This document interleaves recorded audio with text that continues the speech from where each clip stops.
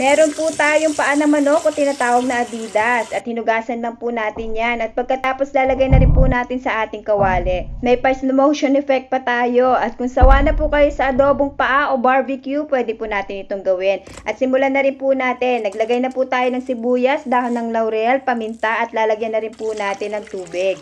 Pakukuluan lang po natin ng 2 oras para sobrang lambot, para wala po tayong tapon. Pati buto, pwede po natin kainin. Kapag ganito na po ang itsura, pwede na po natin i-set aside at meron po tayong malamig na tubig dito. So ilalagay lang po natin sa mixing bowl at dyan na rin po natin ilalagay ang ating Adidas. Pagkatapos po natin ilagay, lalagyan na rin po natin ng yelo para di po maghiwa-hiwalay ang ating paa ng manok.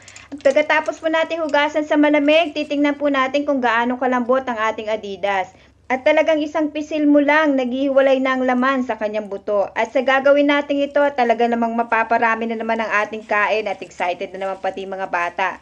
So ayan, meron na po tayong mantika. Habang naghihintay tayo, magre-ready na po tayo ng ating pang-breading. So meron na po tayong harina dito. Nilagyan ko na po ng asin at sinunod ko na rin po ang paminta at garlic powder. Nilagyan ko na rin po ng chili powder at halu-haluin na rin po natin. At pagkatapos po, ilalagay na rin po natin ang ating Adidas sa ginawa nating breading. At sisimulan na rin po natin siyang iprito.